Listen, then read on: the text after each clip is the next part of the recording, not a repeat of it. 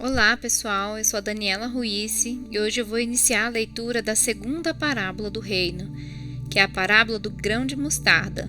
Ela está contida no livro de Marcos 4:30, no livro de Lucas 13:18 e no livro de Mateus 13:31. Eu vou ler agora na íntegra na Bíblia, está em Mateus 13:31. Vou ler essa parte para vocês. A parábola do grão de mostarda e do fermento. Versículo 31. Outra parábola lhe propôs, dizendo: O reino dos céus é semelhante ao grão de mostarda que o homem, pegando ele, semeou no seu campo, o qual é realmente a mais pequena de todas as sementes, mas crescendo é a maior das plantas, e faz-se uma árvore, de sorte que vêm as aves do céu e se aninham nos seus ramos. Outra parábola lhes disse: O reino dos céus é semelhante ao fermento, que uma mulher toma e introduz em 3 medidas de farinha, até que tudo esteja levedado. Tudo isso disse Jesus por parábolas à multidão, e nada lhes falava sem parábolas, para que se cumprisse o que fora dito pelo profeta que disse: Abrirei em parábolas a minha boca, publicarei coisas ocultas desde a criação do mundo. Então essa é a leitura na Bíblia da parábola do grão de mostarda. Vamos só revisar. A parábola não é uma história, é um recado, é um código. Jesus está usando uma história para te mostrar algo. Então, quem é natural enxerga a história. Quem acessa o sobrenatural recebe o recado além da história. Parábolas não se decifra só com interpretações de texto, senão fica muito raso. Não acessa o recado. É um recado direto aos reinantes, e quem reina, reina a partir de agora. Alguns têm um amor tão grande pela Bíblia e amam tanto que chegam a ser um ponto de idolatria. Talvez isso mexa com seus paradoxos. É o seguinte: você ama tanto a Bíblia que não usa. Vamos começar a resolver isso. Preste bem atenção. Tem algumas pessoas que não vivem a alma da Bíblia, que é a revelação da palavra, o rema. Elas querem preservar tudo o que está escrito, mas é tamanha preservação que não querem usar. A grande revelação é: a Bíblia não é para ser usada na eternidade ou na geração que vem. A Bíblia é para esse tempo. Alguns não entendem porque não estão prontos ainda, mas se você pedir ao Pai a fome e a sede pela palavra e pela presença, ela pode entrar dentro de você. Se deleitem na palavra e que vocês não tenham medo de acessar a palavra, nem de usar e nem de transbordar a palavra. Então, não foque no peso da Bíblia, que é um conjunto de livros. Foque e se ligue na palavra, que é viva e eficaz e mais cortante que uma espada de 2 gumes, e tem o poder para discernir juntas e medulas. Pense na palavra como um recado. A palavra é dividida em 3 contextos: histórico, romântico e profético. E entenda que, quando você entende e guarda no seu coração para que serve, então você usa. Por isso, você precisa entender a palavra. Então, voltando aqui para a parábola do grão de mostarda, você vai entender o que uma semente de 1,5 milímetro de diâmetro é capaz de fazer, sendo a menor semente e virando a maior planta, chegando a 3 metros de altura. Esta parábola está em Marcos 4:30, Lucas 13:18 e Mateus 13:31. E por que ela está nesses 3 lugares? Porque Mateus fez um relato, Lucas fez outro relato e Marcos faz outro. E uma coisa que vai te encantar na Bíblia é que em Mateus, Marcos, Lucas e João são evangelhos sinóticos, que é a mesma história sendo contada em versões diferentes. Em cada livro, Mateus, Marcos, Lucas e João são contados de uma forma. E quando você vê-las escritas em lugares separados e com ênfase diferentes, não com histórias diferentes, isso vai te chamar muita atenção. E é a mesma história contada, umas com mais ênfase, mais força, mas estão completamente alinhadas. Então, sempre tem que fazer análise dos 4 lados. E isso vai te dar uma clareza, porque às vezes os discípulos estavam em posições diferentes, e alguns não estavam no ambiente, e eles contam porque viu alguém que estava assistindo relatando o fato. Por exemplo, Lucas ele ouviu Paulo, e Paulo não estava presente em algumas oportunidades, mas ele se conectou com o Senhor e pregava em todas as igrejas levando a mensagem. Então cada um deles vão relatar alguma coisa. Então, por isso, diversas coisas e até as parábolas que você vai ver em 2 ou 3 livros repetidos na Bíblia. Essa parábola, por exemplo, não tem no livro de João. O livro de João fala mais da eternidade, Mateus fala mais do Jesus homem e cada um fala de uma versão. E sabendo disso, fica maravilhoso estudar a Bíblia. Então vamos lá? Essa parábola tem códigos preciosos. Começa assim, no versículo 31. Outra parábola lhe propôs. E o que Jesus estava fazendo no mesmo ambiente que ele estava explicando a outra parábola? Ele já entrou em outra? Porque as pessoas estavam sedentas. Porque ele nunca entrega algo se a pessoa não tiver com fome ou com disposição. Daí ele fala, o reino dos céus, e quando você ouvir essa expressão, céus, é onde todo o governo está aplicado. Tem o céu 1, céu 2 e céu 3. É onde fica o trono de Deus. O trono de Deus Pai. É aquele que se move na existência. Entenda que por mais incapaz que você se ache, você é um grão de mostarda. Então, outra parábola lhe propôs. E quem estava propondo? Jesus. O reino dos céus é semelhante ao grão de mostarda, que o homem pegando nele, semeou no caminho. Então o homem pegou, tocou e semeou. Então a primeira coisa que você faz quando pega no recurso é multiplicar. Anota aí, o multiplicar. Quando você começa a destrinchar a Bíblia, você pega os versículos, pode ser pequenos ou grandes, eles têm 3 partes no mínimo.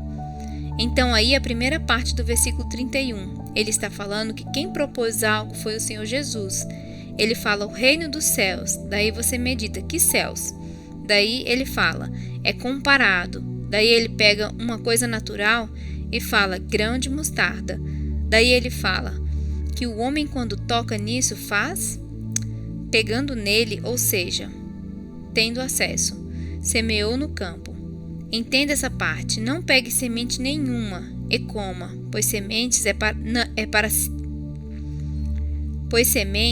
é para se comer. Semente era para se plantar. O grande problema é, as pessoas querem comer as sementes, então vai aí um código. Então, a primeira coisa quando você pega em algo não é comer aquilo, é multiplicar aquilo. Trazendo para a vida cotidiana, quando você recebe um salário, o salário é uma semente. Ele precisa passar num lugar, ser multiplicado e replantado. Ele não pode ser comido, você tem que comer dos frutos e não das sementes. E por que as pessoas não governam sobre isso? Porque elas vivem comendo a semente. O salário era para ser replantado. Então, semente não se come. E quem come sementes é quem não entende de multiplicação e não entende de governo. Por exemplo, os pássaros comem sementes, mas eles não estão preocupados, porque é o Senhor que fala: Eu vou alimentar vocês. Como eles não têm governo sobre as coisas, eles comem as sementes. Voltando para a parábola, está dizendo, o reino dos céus é comparado ao grão de mostarda, que o homem pegando nele, semeou no campo. E qual é realmente a menor de todas as sementes? Agora, qual é a menor semente atualmente? O morango. Mas na Bíblia está escrito que a menor semente é a de mostarda. Só que existe uma coisa que é chamada de verdades passadas, e isso vai te curar de algumas crenças. Vamos lá, preste atenção. A menor é o morango, hoje. E você se pergunta, como é isso? A menor semente hoje de fruta comestível é o morango. E a menor semente da história chama-se espermatozoide. Porque semente vem do latim sêmen. E na época que esse texto foi escrito, não existiam morangos. Então morangos é uma frutalha. E ele foi criado e desenvolvido lá por 1700. E esse morango é feito de um cruzamento. E a semente está na pele dele. E essa alteração genética fez a semente ficar bem pequena. E se a gente não entende, a gente vai combater falando que não é. Porque a Bíblia está falando que é a da mostarda menor. Só que os franceses, lá por volta de 1700, alterou e fixou menor em milímetros do que a semente da mostarda. Daí algumas pessoas falam que a Bíblia é mentira, ou outras falam que isso é afrontar Deus, mas não é. Isso é uma verdade passada, e o morango criado em 1700 não invalida o que foi escrito há 2000 anos atrás, quando Jesus estava falando que era a menor de todas naquela época. Quando você entende esse código sobre as verdades passadas, várias coisas que você tem na cabeça sobre a Bíblia vai ser curado. Não trave seu entendimento por falta de conhecimento. E mesmo sabendo que o morango é a menor das sementes de planta hoje, o pé de morango continua sendo o menor. E Jesus falou da menor semente vira a maior planta. Então ele está falando em ser a menor e exponencial aquilo para ser o maior. E exponencializar aquilo para ser o maior. O morango já não serve como comparação. A mostarda é exponencial. Então o reino é semelhante ao grão de mostarda, que quando isso é plantada, a exponencialização é tão grande que se torna a maior planta. Então o reino é uma mensagem que talvez você não está enxergando, só que quando ela entra, a semente ela produz algo exponencial. Isso mostra a categoria de governo da semente. E voltando para a parábola, no versículo 32, é a maior das plantas, e faze-se uma árvore, de sorte que vêm as aves dos céus e se aninham nos seus ramos. Essa parábola é tão forte porque ela só tem 2 versículos. Ela é do tamanho do grão de mostarda, ela é bem pequena. Entenda uma coisa, quando você pega isso e vira um caçador de Deus e começa a entender quais são os recados, você vai juntando os pedaços. Por exemplo, a parábola do grão de mostarda é uma das maiores parábolas, pois mostra sobre uma curva, de você carregar algo que você não vê, mas se torna a maior de todas as plantas. Quando você entende a diferença do que saiu a semente e foi para a planta, isso explode sua cabeça. Você pega os códigos das parábolas e vai juntando eles. O processo do grão de mostarda fala sobre escalar. Entenda que a palavra é tão exponencial, assim como a riqueza. E esses de sorte os pássaros vêm e fazem ninho. Ela é tão forte que plantas não têm como fazer isso. Plantas não têm sustentação para isso. Mas os pássaros usam a mostarda porque ela é forte e ela resiste ao ninho. E os animais vêm nos seus ramos. Significa que o Senhor usa ela para cumprir as promessas aos animais, que é: vou dar descanso para vocês, pois o Senhor sustenta os animais. Então, quando vem essas aves do céu, você pode entender que pode vir gente dos confins da terra. Elas vão entrar no descanso ao ouvirem sobre o reino. Então, os pássaros dos céus, eles vêm e fazem ninho, fazem morada. Então, eu quero te falar que quando o reino começa a crescer dentro de você, pessoas vão ter vida e descanso através da sua vida. E aí, quando você lê as coisas no natural, você não consegue perceber as coisas. Logos vezes rema. Logos é o que está escrito e aponta para logo eu tenho um raciocínio lógico e a interpretação de texto. Se for por interpretação de texto, você não vai conseguir ler nenhuma parábola. Você só vai pegar o teor histórico e não vai entender. E não é uma história, é um recado. Então o Senhor Jesus está falando: vou propor mais outra parábola. Tá vendo a menor semente? Olha para você. Você se vê como a menor semente, mas quando você planta, você que é uma semente do reino, você vai crescer tanto que você vai se tornar a maior dentre todas as que foram plantadas. E as aves, todo mundo que não consegue produzir por si mesmo, vão se conectar a você e vão produzir ninhos aí. E onde tem riquezas, tem muitas bocas querendo comer. Tem muita gente querendo estar junto. Salomão fala que a riqueza é um negócio assustador. Ela atrai pessoas. E existem muitos tipos de riqueza, as dos céus e as daqui da terra.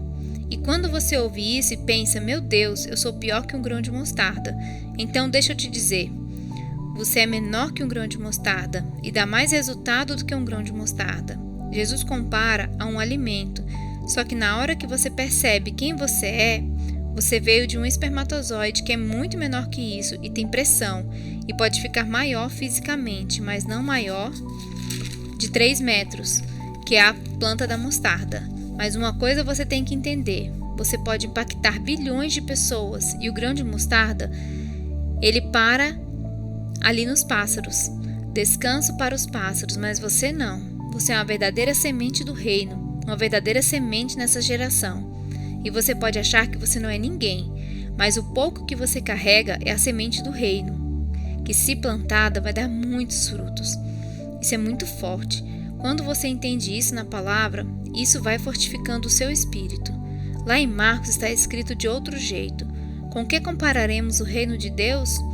Que parábola usaremos para descrevê-lo?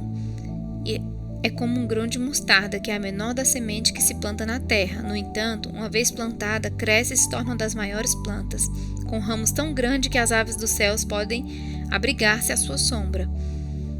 Ramos tão grandes significa abriu em várias vertentes, em várias direções. O reino, quando ele é estabelecido, ele invade todas as suas áreas, todas as áreas da sua vida. E onde tem ramo, tem descanso. Não se ofenda, mas ou nós somos a mostarda que prospera e faz o descanso para outros, ou que leva a palavra para outros, ou somos alguém que é como a ave que não produz e vira ave na sombra de alguém. Temos que entender que os pássaros estão à caça de alguém que plantou. Os pássaros não plantam de forma industrial como você. Eles plantam comendo semente e cagando a semente. Entenda o seguinte: quando você ouve essa palavra e ela é introjetada dentro de você, então você não quer ser o pássaro que entra em descanso debaixo de alguém. Você olha e fala: mas a semente é tão pequena, por que eu não planto? Diga isso: eu sou uma semente do reino, e por menor que seja, não há nenhuma semente entre os vivos que é menor que essa mostarda. Não importa se você acha que você é pequeno ou que não faz direito, existe a semente que é a menor do que você e aponta para você. O tanto que você olhar para você pode ser distorcido, tanto que for. Está tudo bem, é só plantar. O Senhor, ele fala assim: o trigo, ele precisa ser plantado. E se ele não morreu, ele não germina. Então você precisa plantar quem você é nessa geração. E isso vai dar tanto fruto, e esse fruto vai ser tão forte, vai dar sementes, e até o tamanho dos ramos vão assustar você. E os pássaros se assemelham às pessoas que não entenderam sobre o governo, sobre o reino, e não estão plantando. Então você é uma semente do reino. Gere sombra para outras pessoas. Não tenha medo de produzir sombras. Então, pegue as sementes, elas são de graças, plante elas. A pergunta é: até ontem você era uma semente, um pássaro ou uma mostarda, já plantada e dando sombra? E vai uma dica para você: buscar a sabedoria, o sobrenatural e o natural sempre. Quebre qualquer assunto em 3. Exemplo: ou você é uma semente, ou um pássaro, ou a mostarda. Quando você entende que você é uma semente, você fala: foi bom a sombra, obrigada pela sombra, agora eu vou fazer sombra para outras pessoas. Então, tem um tempo de ser um pássaro, tem um tempo de ser semente e o de falar: eu vou fazer muita sombra. Se você ainda se enxerga como pássaro, saiba, passa para outro lado, porque tem muitos outros pássaros precisando de sombra. Saiba o que é a geração da apostasia? Sabe o que é a geração da apostasia? É a geração onde as pessoas não têm abrigo e as pessoas começam a se matar, a se odiar, a repudiar umas às outras. Sabe por quê? Porque não estão achando descanso. Isso é muito forte. Você precisa gerar descanso, pois essa geração está arrasada, pervertida, destruída, porque você não é o descanso para elas, para os pássaros. O que é ser a semente? É ser só o potencial, mas não usar. O que é ser a planta? O crescimento exponencial do reino, para gerar descanso, a esperança para as pessoas. Imagina uma geração onde todo mundo pensa só em si mesmo e fala: aqui você não entra, pássaro. Em algumas lavouras, os pássaros só estão atacando porque as pessoas pararam de plantar. Esse é o detalhe. Quando alguém prospera ou alguém avança, isso tem que ramificar, abrir os ramos. Os ramos significa áreas da sua vida. Quando você ramifica e toda a fluidez, toda a vida e toda a eternidade tem dentro de você é distribuída em ramos, você começa a atrair as pessoas por ramos. Então essa parábola fala sobre fé. Em outro momento, Jesus fala assim: se você tiver fé do tamanho de um grão de mostarda, a fé não precisa ser grande, o que precisa ser grande é a ação. Entenda algo e destrave sua mente. Se você tiver fé menor que um grão de mostarda, pode ser a menor de todas, e se for nesse ponto a fé, já vai acontecer. O código é: ela precisa ser plantada. A fé precisa ser plantada. E como planta a fé? Dentro da mente. Ali é o campo fértil. Então a fé não precisa ser grande e ela também não é coletiva. A fé é ignição. Então a fé é deixar isso entrar dentro da sua cabeça e quando isso germina dentro de você, é impossível não fazer o que precisa ser feito. Então não é nada sobre o esforço que vai produzir fé. Ela é tão pequena que o potencial dela é estrondoso. Então, quando fala sua fé precisa ser tomada, precisa ser do tamanho de um grão de mostarda, significa só planta na sua cabeça. Se entrar, acabou, já é. O segredo: se entrar na sua cabeça é porque foi plantado. Se não entrar, não planta. Não é toda semente que cai na terra que produz. Vamos falar tecnicamente como funciona a fé, em um exemplo. Imagina que você tem um campo de energia. É um campo de 7 metros de diâmetro em volta de você. E esse é um campo real de energia que tem em volta do seu corpo. E aí alguém lança uma palavra. E a semente ela entra nesse campo. Pode ser presencial ou pela internet. E esse campo gravitacional em volta de você, quando recebe a semente, ele fica como se fosse girando nele. E quando o campo gravitacional para, ela entra em sua mente. É como se parasse o Cronos para ela entrar. Então pega essa semente que está sendo plantada em você, porque ela sempre existiu e sempre foi sua. Quando você for ouvir essa parábola do semeador, que é a próxima, você vai ver que o semeador semeia em vários lugares e quase todos não pegam. E você se pergunta se a culpa é do semeador? Não é. É da semente? Não. A culpa é do campo de energia. A fé não é nada demais a não ser parar esse campo e deixar isso entrar. Ai da semente que cai na sua cabeça. Bum! Ela germina, uau! Então, essas sementes estão sendo lançadas, só que se suas crenças, que é esse campo de energia, ficar falando assim, isso não é para você, você não é filho do reino, daí a semente vai parar no campo de energia, e algumas nem entram para dentro do campo, e já é repelida antes. Outras entram para dentro do campo e ficam na procrastinação, e viram só uma ideia, e as ideias precisam morrer, assim como as sementes que germinam. Para germinar e nascer, elas precisam morrer. Vocês sabiam que tem várias pessoas que conseguem carregar uma semente que é transformacional por décadas, e só depois de décadas elas plantam aquilo? E como faz para parar o Cronos? O Cronos é o tempo, é o processo, é quando você pausa o raciocínio e recebe pelo coração. Porque quando você pausa seu raciocínio, o seu coração consegue ler a energia. Daí você recebe o que você quer. O seu raciocínio é um bloqueador e ele bloqueia as coisas do alto. A fé é irracional e a fé é usada nas adversidades. Toda vez que você vai fazer algo pela fé, o seu raciocínio vai te falar: não vai, você não merece, vai acabar tudo, vai acabar seu dinheiro. Diga isto: eu sou o filho do rei, estou sendo acionado nesta geração. Agora, se você for muito inteligente, você consegue racionalizar a fé, pegando todas as peças e montando o Lego. Pega todas as parábolas e conecta as peças. Tem como montar. E quando você entende como montar as peças, a fé fica tão simples. Uma coisa é certa: se você entender o que é fé, o que é a palavra, o que é o reino, você vai governar e reinar. Existem 3 chaves: caráter, competência e comprometimento. Faça outros filhos acordarem nessa geração. Assuma esse compromisso de levar essa mensagem para outras pessoas. A qualidade de competência é porque você foi chamado para carregar a mensagem do reino. A do caráter não é o seu caráter, é o de Cristo. Vamos ensinar isso para as pessoas. E a do comprometimento é: não solta o bastão. Se Ele, o Criador, te chamou para levar essa mensagem do reino, não solte. Vamos acordar outros filhos. Pare de comer as sementes, pelo amor ao reino. Compartilhe a mensagem. Observe Efésios 5,14. Desperta tu que dormes, e levanta-te dentre os mortos, e Cristo te resplandecerá. Amém.